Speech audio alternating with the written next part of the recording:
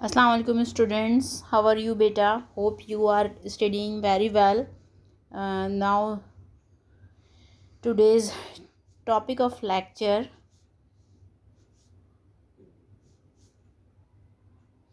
role of pharmacist in accidents and in emergency department.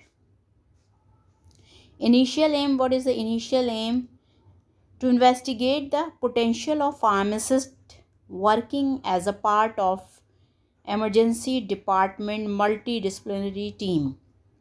And second is medicines optimization in the emergency department and acute medicine units.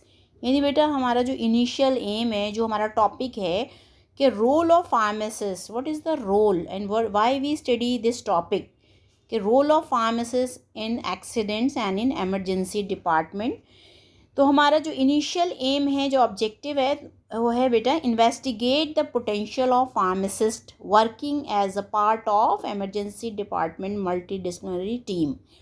कि हमारे जो pharmacist हैं, जो clinical pharmacist जो hospital में काम कर रहे हैं एक हेल्थ केयर टीम के साथ, as a part of health care team, कितना पोटेंशियल्स है उनमें, उसको हम इन्वेस्टिगेट करें. And medicines optimization in the emergency department and acute medicine units.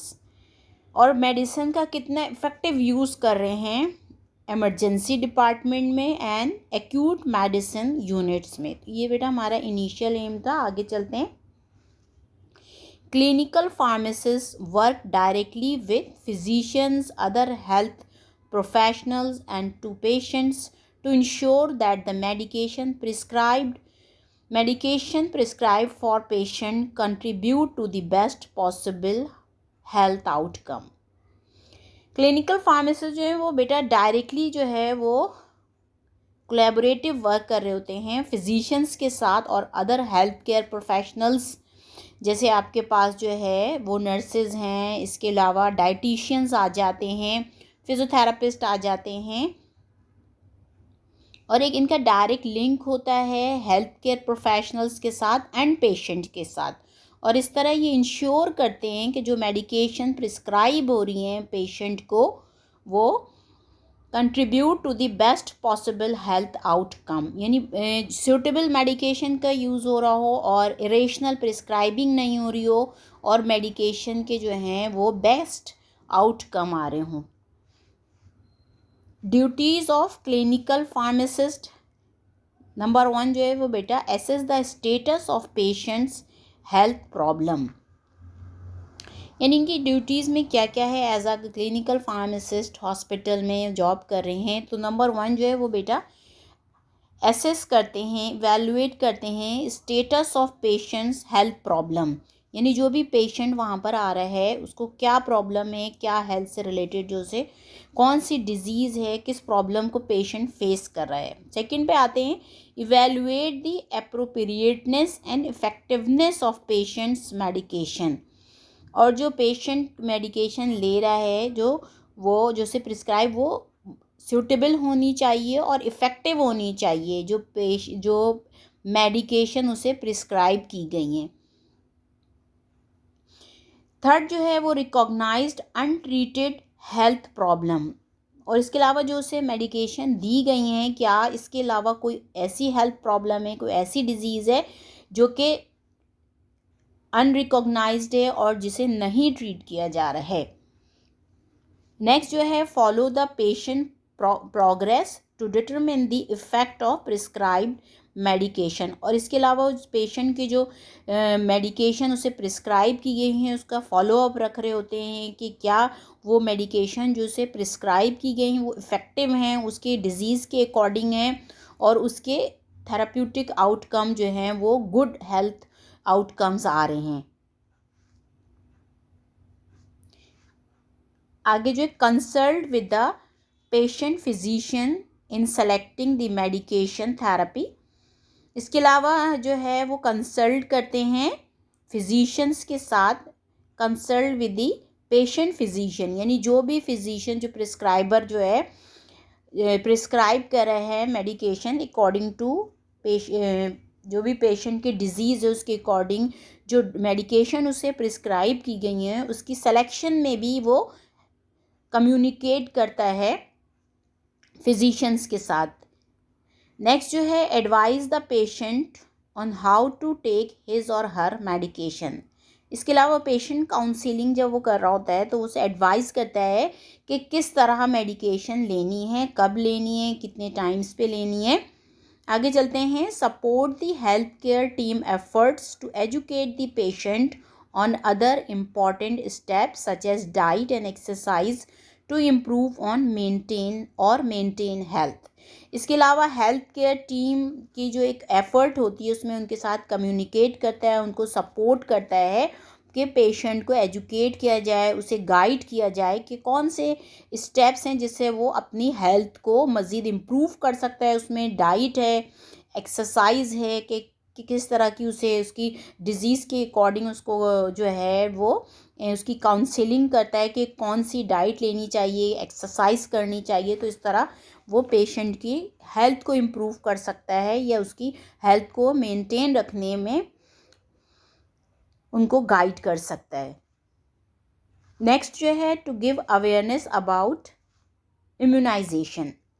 अगर किसी वैक्सीन की ज़रूरत है पेशेंट को तो वहाँ पर वो पेशेंट की काउंसलिंग करता है, उसे गाइड करता है, उसे एजुकेट करता है, इम्यूनाइजेशन के बारे में उसे बताता है, उसे अवेयरनेस देता है। तो इनिशियल तो एम हमारा यही हो गया कि इन्वेस्टिगेट कर रहे हैं फार्मासिस्ट जो वर्क कर रहे हैं as a part of emergency department health care team के साथ। सेकंड था कि मेडिसिन ऑप्टिमाइजेशन है कि मेडिसिन का जो है वो इफ़ेक्टिव यूज़ हो रहा हो एमरजेंसी डिपार्टमेंट में एंड एक्यूट मेडिसिन डिपार्टमेंट में। फिर ड्यूटीज़ में जो था हमारे पास था सबसे पहले पेशेंट हेल्थ प्रॉब्लम, जो भी जिस डिज़ीज़ की वजह से वो पेशेंट हॉस्पिटल में आया है, एडमिट हुआ है, वो डिज़ीज़ प्रॉब्लम वो देख रहा होता है कि क्या है। इसके अलावा मेडिकेशन जो वो ले रहा होता है पेशेंट वो कितनी सूटेबल हैं, रेशनल प्रिस्क्राइबिंग हो रही है और जो मेडिकेशन ले रहा है वो इफ़ेक्टिव भी हों, ये तमाम चीज़ें वो देख रहा होता है। इसके अलावा अनट्रीटेड हेल्थ प्रॉब्लम है, कोई ऐसी डिज़ीज़ उसको है जिसको जो कि अनरिकॉग्नाइज है और अनट्रीटेड है, उसे देखता है। इसके अलावा follow the patient progress, patient को फॉलोअप रख रहा होता है कि जो भी मेडिकेशन वो ले रहे हैं वो इफ़ेक्टिव हो जो प्रिस्क्राइब की गई है। इसके अलावा वो कंसल्ट करता है फिजिशियन, जो फिजिशियन पेशेंट को जो है वो मेडिकेशन प्रिस्क्राइब कर रहा होता है वहाँ पे वो कंसल्ट करता है, पेशेंट को एडवाइस करता है, उसे एजुकेट करता है, उसकी मेडिकेशन से रिलेटेड जितनी भी जो साइड इफ़ेक्ट्स होते हैं वो उसे उसके बारे में एजुकेट करता है, उनकी काउंसलिंग करता है और एक सपोर्ट करता है वो हेल्थ केयर टीम की जो एफर्ट्स होती है पेशेंट को एजुकेट करने में। इसके अलावा इम्पॉर्टेंट स्टेप्स भी पेशेंट को एजुकेट करता है, फॉर एग्जांपल डाइट कैसी लेनी है, एक्सरसाइज करनी है। तो इस तरह वो पेशेंट की जो हेल्थ होती है उसको इम्प्रूव करने में या मेंटेन करने में पेशेंट की हेल्प करता है। इसके अलावा अगर किसी पेशेंट को इम्यूनाइजेशन वैक्सीन की ज़रूरत होती है तो वो उसकी अवेयरनेस देता है कि क्यों वैक्सीन ज़रूरी है, क्या उसके बेनिफिट होंगे। आगे चलते हैं। Emergency department, what is emergency department? The department of a hospital responsible for the provision of medical and surgical care to patients arriving at the hospital in demand of urgent care। यानी hospital का कोई भी department, वो department hospital का जो कि responsible हो किसी भी में जो पेशेंट आ रहा है, चाहे उसे मेडिकल केयर दी जा रही हो या इमरजेंसी में उसको सर्जिकल केयर दी जा रही हो, तो उस डिपार्टमेंट को हम कहते हैं एमरजेंसी डिपार्टमेंट। यानी मैं जो पेशेंट की अर्जेंट केयर की डिमांड होती है वो उसे फुलफ़िल की जाती है, उससे प्रोवाइड की जाती है, इसे हम कहते हैं एमरजेंसी डिपार्टमेंट और ER room. The emergency department also called the emergency room और ईआर। इसे हम एमरजेंसी रूम, एमरजेंसी डिपार्टमेंट या ईआर भी कहते हैं।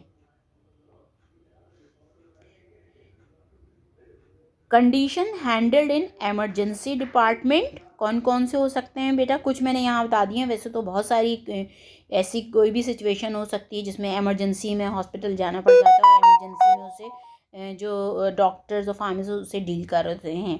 कुछ मैंने यहाँ बता दी हैं, फॉर एग्जांपल एक्सीडेंट है, कार्डिक अरेस्ट है, हार्ट अटैक है, एस्थमा है, COPD, chronic obstructive pulmonary disease, all kinds of abdominal pain है, मेंटल इलनेस है, बर्न्स है, एट्सेट्रा। ये यहाँ पे बेटा कुछ चीज़ें मैंने बता दी हैं कि अगर खुदा न खास्ता किसी का कोई एक्सीडेंट हो जाता है तो उसे फ़ौरी तौर पर जो है इमरजेंसी में ER में ले जाते हैं कि उसे जो है इनिशियल स्टेप पर उसकी जो डिमांड है, पेशेंट की रिक्वायरमेंट है, उसे फुलफ़िल कर दिया जाता है। ये किसी पेशेंट को कार्डिक अरेस्ट होता है या हार्ट अटैक हो जाता है या एस्थमा का कोई पेशेंट है, उसे कोई प्रॉब्लम हो रहा है, या chronic obstructive pulmonary disease lung की वजह से कोई अचानक उसको इमरजेंसी हो जाती है तो उसे ER में ले जाते हैं।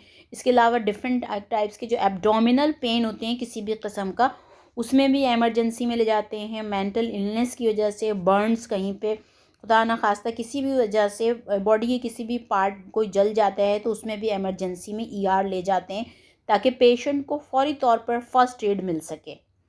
इसके अलावा डिफरेंट और कंडीशन भी होती हैं बेटा।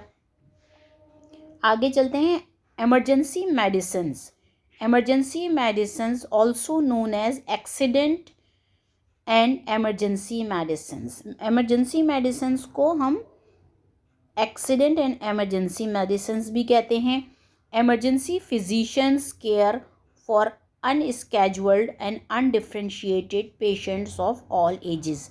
इमरजेंसी फिजिशियन वो तमाम बेटा फिजिशियंस जो कि इमरजेंसी केयर में मौजूद होते हैं, जो कि अनस्केड्यूल यानी प्लान नहीं होता कि उन्हें इस टाइम पे पेशेंट को इस दिन देखना है, बल्कि अनप्लान्ड होता है। इमरजेंसी में कोई भी पेशेंट आ जाता है, किसी भी डिजीज़ का पेशेंट हो सकता है और किसी भी एज ग्रुप का वो पेशेंट हो जाता है, तो उनको हम वो फिजिशियंस जो होते हैं वो इमरजेंसी में मौजूद होते हैं। इमरजेंसी फिजिशियन केयर वो कहलाता है।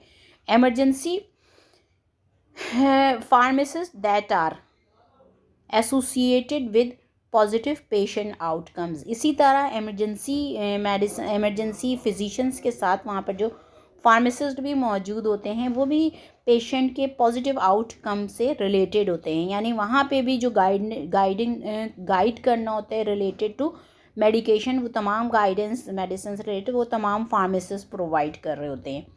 These include involvement in management of critically ill patients, AMS roles and ordering of home medicines in the emergency। ये जितने भी डिफरेंट टाइप के जो पेशेंट आ रहे होते हैं, जो बीमार पेशेंट होते हैं, जो ER में आ रहे होते हैं, उन तमाम की मैनेजमेंट करना और तमाम जो मेडिकेशन उन्हें देनी है, या जो the ordering of home medication in the emergency department, या जो भी मेडिकेशन वो इमरजेंसी में उनको प्रिस्क्राइब की जा रही होती है कि वो जाके घर पे लेंगे, वो तमाम मेडिसिन जो आती हैं वो इमरजेंसी मेडिसिन में आती हैं।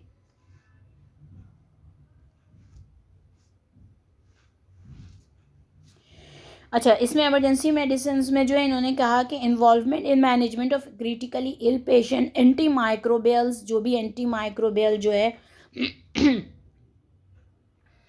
जो प्रिस्क्राइब हो रही हूँ उनका क्या रोल है। इसके अलावा जो उनको जो है वहाँ से जब डिस्चार्ज होकर वो घर जाएंगे, जो मेडिसिन वो लेंगे, तमाम मेडिसिन जो होती हैं वो इमरजेंसी मेडिसिन में आ रही होती हैं।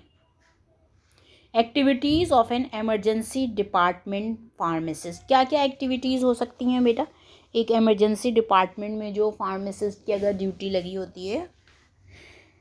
Medication review and counselling, therapeutic drug monitoring, adverse drug reaction, toxicology and education. ये तमाम एक्टिविटीज़ जो होती हैं परफॉर्म कर रहा होता है एक इमरजेंसी डिपार्टमेंट में, अगर हॉस्पिटल या क्लिनिकल फार्मासिस्ट वहाँ पर उसकी ड्यूटी होती है। Medication review and counselling. It is often difficult to ascertain which medications a patient was taking prior to admission. The emergency department pharmacist has the time to concentrate on this aspect, and this allows the treating team to better utilize their time on diagnosis and treatment. The pharmacist provides consumer medicine information and counsel the patient regarding dosing, optimum administration time and possible adverse effects. यानी जो सबसे पहली उसकी activity में आएगा बेटा, अगर emergency department में hospital pharmacy clinical pharmacist appoint होता है तो मेडिकेशन रिव्यू एंड काउंसलिंग है। यहाँ मैं ये कह रही हूँ अक्सर बहुत इट्स वेरी डिफ़िकल्ट के जो एडमिशन हुआ है पेशेंट का, तो एडमिशन से पहले वो कौन सी मेडिकेशन ले रहा होता है, अक्सर ये जो होता है ये नहीं जो है वो प्रिस्क्राइबर जब प्रिस्क्राइब कर रहा होता है तो वो चीज़ें पेशेंट नहीं बताता है कि वो पहले कौन सी मेडिकेशन ले रहा था, इससे पहले कौन सी उसे डिजीज़ है जो वो ऑलरेडी जो है मेडिकेशन ले रहे हैं। तो एमरजेंसी डिपार्टमेंट में जो फार्मासिस्ट होते हैं बेटा, वो इस चीज़ पे कंसंट्रेट करते हैं, उनके पास टाइम होता है, और वो जो है फिर जब पेशेंट को काउंसलिंग कर रहे होते हैं तो उस वक्त वो उससे पूछ रहे होते हैं कि आप इससे पहले कौन सी दवाई ले रहे थे, इसके अलावा कौन सी डिजीज़ है जिस कंप्लेन के लिए आप हॉस्पिटल में एडमिट हुए हैं, इसके अलावा ऑलरेडी कौन सी कंप्लेन है जिसके लिए आप अगर कोई पहले से कोई ड्रग ले रहे हैं तो वो उसके बारे में उसकी डिटेल पूछ रहे होते हैं। तो इस तरह जो उस वक्त प्रिस्क्राइबर जो प्रिस्क्राइब कर रहा होता है उसके लिए आसानी हो जाती है उसकी डिज़ीज़ की डायग्नोसिस में और इसकी ट्रीटमेंट में, और इस तरह rational use of drug possible हो जाता है। The pharmacist provides consumer medicine information, और इस तरह जो फार्मेसी जब उससे तमाम डिटेल ले रहा होता है से जो ऑलरेडी वो मेडिकेशन ले रहा होता है उसके बारे में और इस फार्मासिस्ट जो होता है उसको इजीली गाइड कर सकता है, उसकी काउंसलिंग कर सकता है कि किस तरह उसे मेडिसिन लेनी है, किन डोज में लेनी है, किस टाइम पे लेनी है, और जो वो मेडिसिन ले रहा है या जो उसे मज़ीद अभी यहाँ प्रिस्क्राइब हुई है हॉस्पिटल में उसके क्या पॉसिबल साइड इफ़ेक्ट्स हो सकते हैं। आगे चलते हैं बेटा। सेकेंड जो एक्टिविटी आ रही है हमारी therapeutic drug monitoring. Many patients are spending longer periods in the emergency department because of increased demand for public hospital beds. This sometimes leads to patients having second or third doses of antibiotics such as aminoglycosides or vancomycin in the emergency departments. These drugs may need to be monitored. The pharmacists play an integral part in the interpretation of results and consults with the medical staff if dosing adjustment are required.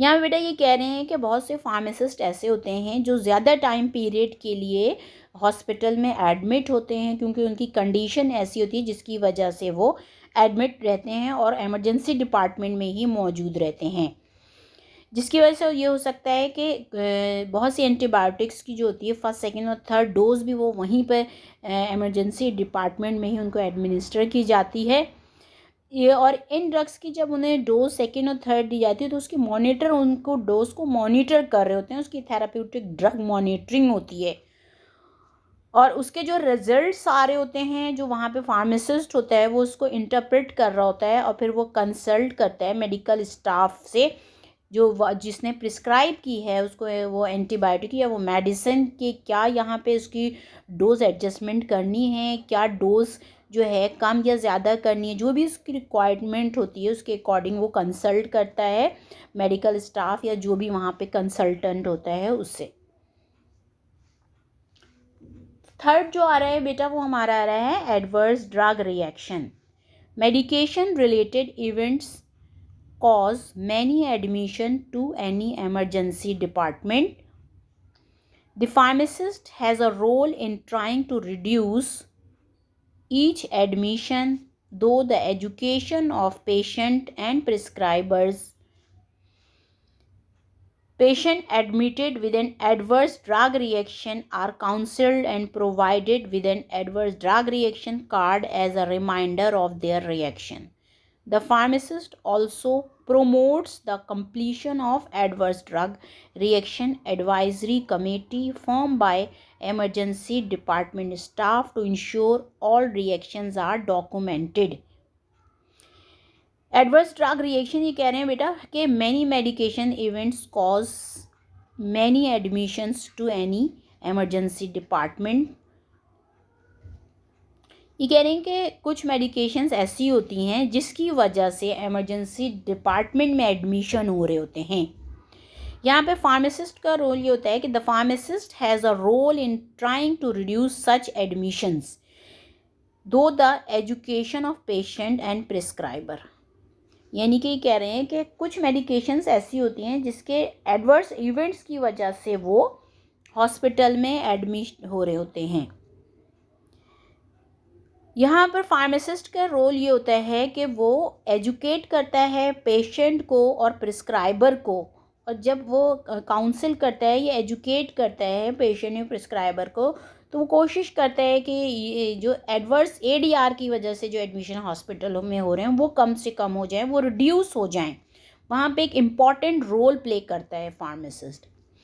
Patient admitted with an adverse drug reaction are counseled and provided with an ADR card as a reminder of their reaction। और वो patient जो कि admit होते हैं किसी भी ADR की वजह से, एडवर्स ड्रग रिएक्शन की वजह से, वहाँ पर वो पेशेंट को काउंसिल करते हैं और उन्हें एक ADR कार्ड दिया जाता है जो कि एक रिमाइंडर होता है कि इनको एडवर्स ड्रग रिएक्शन इन्हें हुआ था जिसकी वजह से ये एडमिट हुए हैं। The pharmacist also promotes the completion of ADR advisory committee form. इसके अलावा जो ADR एडवाइजरी कमेटी होती है उनके जो फॉर्म होते हैं उनको वो कंप्लीट करने में उनकी हेल्प करता है बाय एमरजेंसी डिपार्टमेंट स्टाफ। यानी वहाँ पे जो एमरजेंसी डिपार्टमेंट स्टाफ फार्मासिस्ट के अलावा जो और मौजूद होते हैं उनकी वो हेल्प करता है कि वो ADR जो एडवाइजरी कमेटी का जो फॉर्म है वो किस तरह फिल करेंगे। इस तरह pharmacist to ensure all reactions are documented.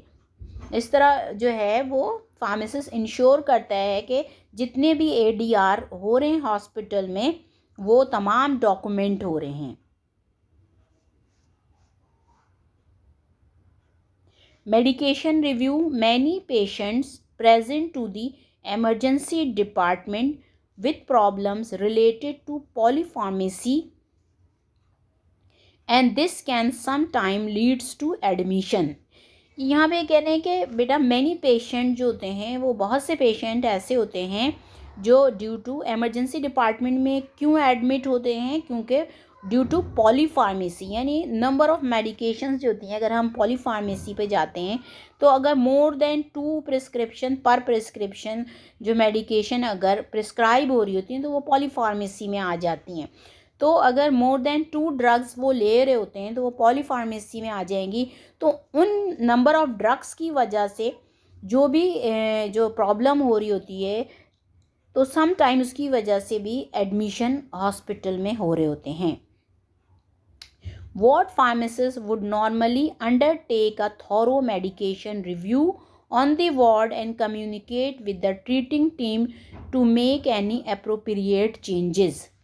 What pharmacist जो होता है वो जो भी प्रिस्क्राइबर है वहाँ उनसे कांटेक्ट करता है कि अगर किसी भी पॉलीफार्मेसी की वजह से जो एडमिशन अगर हो रहे हैं वहाँ पर तो वो उनसे कम्युनिकेट करता है उस टीम से और फिर उनको गाइड करता है, उनको काउंसिल करता है कि अगर वहाँ पे कोई चेंजेस करनी है ड्रग की तो वहाँ पर उनको वो गाइड कर रहा होता है।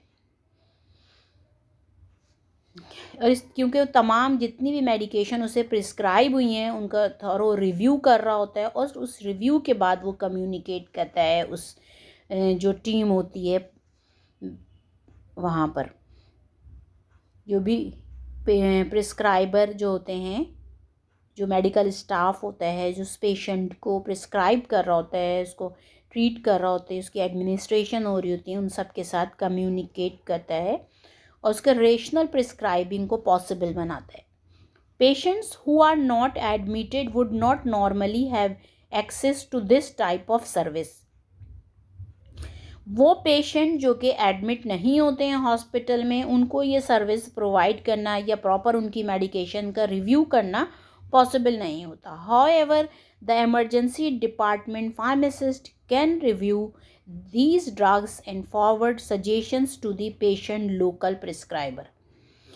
लेकिन जबकि एमरजेंसी डिपार्टमेंट में जो फार्मासिस्ट होता है वो जितने भी पेशेंट आ रहे होते हैं उनकी जितनी मेडिकेशन उन्हें जो प्रिस्क्राइब हुई होती हैं उनको रिव्यू करता है और उससे रिलेटेड मेडिकेशन से रिलेटेड जो भी चेंजेस करनी होती हैं वो प्रिस्क्राइबर के साथ कम्युनिकेट करके उनको गाइड कर रहा होता है या उनके एजुकेट कर रहा होता है।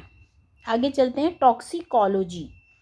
The pharmacist skills can help with the management of drug overdose and poisoning. Pharmacist क्योंकि हम कहते हैं कॉम्पिटेंट और स्किल्ड पर्सनल होता है, तो अगर वहाँ पर उसे इमरजेंसी डिपार्टमेंट में अगर वहाँ पर जो किसी भी ओवरडोजिंग या पॉइजन की वजह से अगर कोई पेशेंट वहाँ पर आ रहा होता है तो वहाँ पे भी फार्मासिस्ट जो होता है वो हेल्प करता है। This can include identification of a product, treatment options और सप्लाई ऑफ एन एंटीडोट। वहाँ पे क्या उसकी ड्यूटी होती है, तो आइडेंटिफाई करता है कि किस मेडिसिन की वजह से ओवरडोज हुई है या पॉइजनिंग हुई है, ट्रीटमेंट ऑप्शन कौन कौन से उसके हो सकते हैं और कौन से उसे एंटीडोट दिया जाए। सम एंटीडोट सच एज डिजीबाइंड और डिजॉक्सिन, कुछ एंटीडोट्स हैं जैसे डिजीबाइंड जो होता है डिजॉक्सिन के लिए ओवरडोज, और particular snake antivenoms can be difficult to obtain and are expensive. कुछ जो एंटीडोट होते हैं वो एक्सपेंसिव होते हैं और जिनको जो है ऑब्टेन करना या जिनका मिलना तो होता है मुश्किल हो जाता है। Utilising the pharmacist to organise supply and optimize dosing, free up the time of rest of the treating team. Utilizing the pharmacist to organize supply, यहाँ पर जो होता है फार्मासिस्ट अपना रोल प्ले करता है और वो कोशिश करता है कि जो भी एंटीडोट की जिसकी भी ज़रूरत है वो उसको मैनेज कर सके, उससे सप्लाई कर सके और जिस डोज में उसकी ज़रूरत है उसका उस डोज को प्रोवाइड कर सके, यानी मैं जो भी एंटीडोट होता है उसका इफ़ेक्टिव यूज़ हो सके।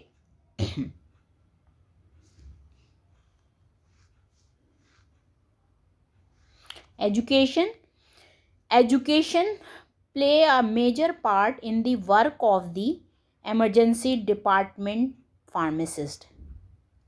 Medical and nursing staff meet regularly for continuing education session. Emergency department pharmacist जो होता है वो जो उनके साथ दूसरे हेल्थ केयर प्रोफेशनल्स काम कर रहे होते हैं, जो मेडिकल स्टाफ है या नर्सिंग स्टाफ है, वो रेगुलरली कम्युनिकेट कर रहा होता है उनके साथ और उनको उनके डिफरेंट सेशन करवा रहा होता है और उनको गाइड कर रहा होता है, एजुकेट कर रहा होता है ड्रग से रिलेटेड जो भी इंफॉर्मेशन होती है।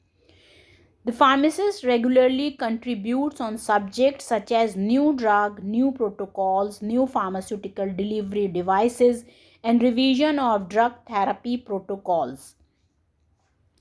Pharmacist होता है वो रेगुलरली उनके साथ कम्युनिकेट कर रहा होता है, चीज़ें उन तक पहुंचा रहा होता है, जैसे सच एज कोई नई ड्रग आ गई है, न्यू प्रोटोकॉल्स आ गए हैं ड्रग से रिलेटेड यूज़ में, कोई न्यू फार्मास्यूटिकल डिवाइस आया है जिसे प्रोवाइड उन्हें करना है, इसके अलावा कोई जो ऑलरेडी यूज ड्रग थी उसके थेरेपी प्रोटोकॉल्स चेंज हो गए हैं, रिवाइज हुए हैं, तो ये तमाम चीज़ें वो कम्युनिकेट कर रहा होता है मेडिकल स्टाफ के साथ और उनको एजुकेट कर रहा होता है इन तमाम चीज़ों के बारे में। The pharmacist is constantly called upon two answer question from both nursing and medical staff. और जो फार्मासिस्ट वहाँ पर इमरजेंसी डिपार्टमेंट में अपॉइंट होता है वो रेगुलरली जितने भी मेडिकेशन से रिलेटेड जितने भी क्यूरीज होती हैं उनको सॉल्व कर रहा होता है, उन पे गाइड कर रहा होता है नर्सेस को और मेडिकल स्टाफ को, जितने भी उनके जो आंसर होते हैं, जितने क्वेश्चंस होते हैं उस रिलेटेड उनको आंसर प्रोवाइड कर रहा होता है। Subjects include drug identification, dose and pharmacology of new drug, methods of administration and alternative drug therapies. यानी जितने भी क्यूरीज होती हैं नर्सिस की और मेडिकल स्टाफ की उसके अकॉर्डिंग वो उनके आंसर दे रहा होता है।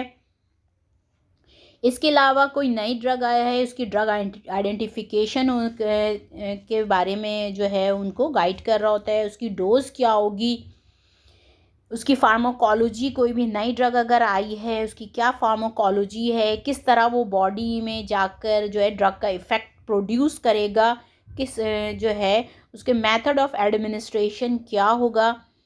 स्पेशली ये कह रहे हैं with regards to IV preparation, अगर कोई आईवी प्रिपरेशन की नई ड्रग आई है हॉस्पिटल में तो उससे रिलेटेड जितनी भी चीज़ें होती हैं उस ड्रग की फार्माकोलॉजी, उसकी डोज, उन तमाम के बारे में जो है वो उनको कम्युनिकेट कर रहा होता है, उन्हें एजुकेट कर रहा होता है। इसके अलावा अगर ऑल्टरनेटिव ड्रग थेरेपी, यानी कोई नई ड्रग थेरेपी आ गई है, कोई ऑल्टरनेटिव ड्रग आ गई है, तो उससे रिलेटेड जितनी भी क्यूरीज होती हैं या जो भी क्वेश्चंस होते हैं उनके आंसर उन्हें प्रोवाइड कर रहा होता है, उन्हें एजुकेट कर रहा होता है। यहाँ पर बेटा हमारा आज का जो है वो लेक्चर वाइंड अप हो गया है। इसे हम एक दफ़ा और देख लेते हैं कि हमारा टॉपिक क्या था आज का। हमारा आज का जो टॉपिक है बेटा ये था role of pharmacist in accidents and in emergency department. इसमें हमने बताया था कि इनिशियल एम हमारा ये था कि हमें इन्वेस्टिगेट करना था what is the potential of hospital pharmacist working as a part of emergency department multi disciplinary team में जो वो काम कर रहा होता है, इन्वेस्टिगेट करना है उसका क्या रोल है वहाँ पर एमरजेंसी डिपार्टमेंट में, जो वो एक हेल्थ केयर प्रोफेशनल्स के साथ काम कर रहा होता है। इसके अलावा मेडिसिन ऑप्टिमाइजेशन किस तरह वो कर रहा होता है in the emergency department and acute medicine units में, किस तरह उसके यूज़ को रेशनलाइज कर रहा होता है, उसकी इफेक्टिवनेस देख रहा होता है। ये इसका इनिशियल एम था। इसके ड्यूटीज़ मुझे था इसमें कि पेशेंट को क्या प्रॉब्लम है, इसके जो उसे मेडिसिन प्रिस्क्राइब हुई है वो इफ़ेक्टिव भी है, इसके अलावा कौन सी अनट्रीटेड उससे रिलेटेड प्रॉब्लम है जो कि ना उसे ट्रीट किया गया है ना उसे रिकॉग्नाइज किया जा सका है,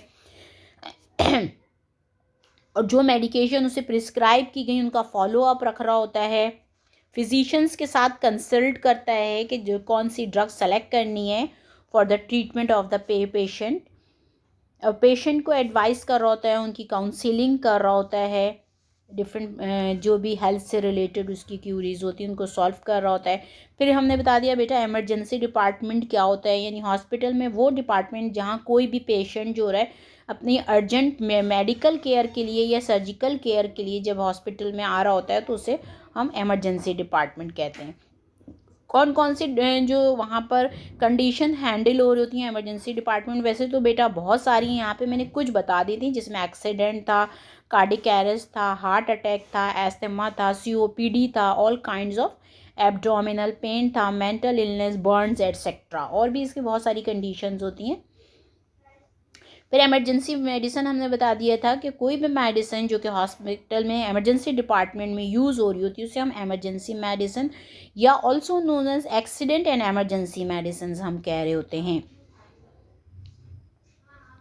एक्टिविटीज़ में था कि activities of an emergency department pharmacy, emergency department में जो फार्मासिस्ट अपॉइंट हुआ है उसकी क्या एक्टिविटीज़ होती हैं, वहाँ वो क्या रोल प्ले कर रहा होता है, किस तरह वो हेल्थ प्रोफेशनल को हेल्प कर रहा होता है, उन्हें एजुकेट कर रहा होता है, गाइड कर रहा होता है, किस तरह पेशेंट की वो काउंसलिंग कर रहा होता है। उसमें जो हमारे पास चीज़ें आ रही थी एक्टिविटीज़ में, मेडिकेशन रिव्यू एंड काउंसलिंग था, थेराप्यूटिक ड्रग मॉनिटरिंग था, एडवर्स ड्रग रिएक्शन था, टॉक्सिकोलॉजी एंड एजुकेशन। ये एक एक चीज़ हमने बेटा यहाँ पे डिटेल में मैंने आपको बता दी, किस तरह वो मेडिकेशन की रिव्यू कर रहा होता है जो उसे प्रिस्क्राइब हुई होती हैं, या बिफोर एडमिशन जो वो जब एट होम होता है तो वो कौन सी मेडिकेशन ले रहा होता है, इससे रिलेटेड जितनी भी चीज़ें होती हैं उसके रिलेटेड उसकी पेशेंट की काउंसलिंग कर रहा होता है। फिर ड्रग मॉनिटरिंग हमने किया कि थेराप्यूटिक ड्रग मॉनिटरिंग, जो मेडिकेशन उसे प्रिस्क्राइब की गई हुई उसकी थेराप्यूटिक ड्रग मॉनिटरिंग कर रहा होता है कि कहाँ पर डोज एडजस्टमेंट की ज़रूरत है, कहाँ डोज कम करनी है, कहाँ ज़्यादा करनी है डोज। तो जितना भी मेडिकल स्टाफ वहाँ पर मौजूद होता है उनके साथ वो कंसल्ट करता है।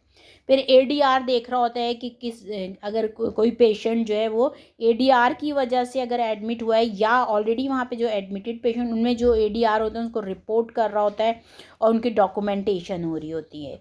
फिर मेडिकेशन रिव्यू हो रही होती है कि जितनी भी मेडिकेशन पेशेंट ले रहा होता है उसका वो रिव्यू कर रहा होता है और अगर उससे रिलेटेड जो भी सजेशन होती है वो फॉरवर्ड कर देता है जो भी उनका प्रिस्क्राइबर होता है।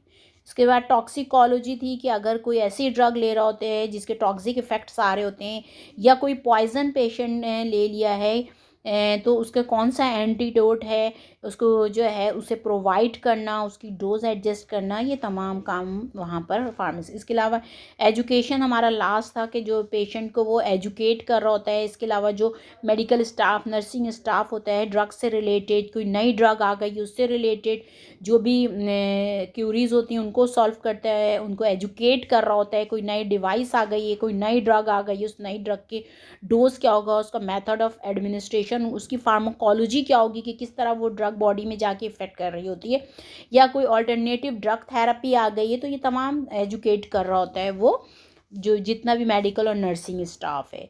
यहाँ पर बेटा हमारा आज का लेक्चर जो है वो वाइंड अप हो गया है।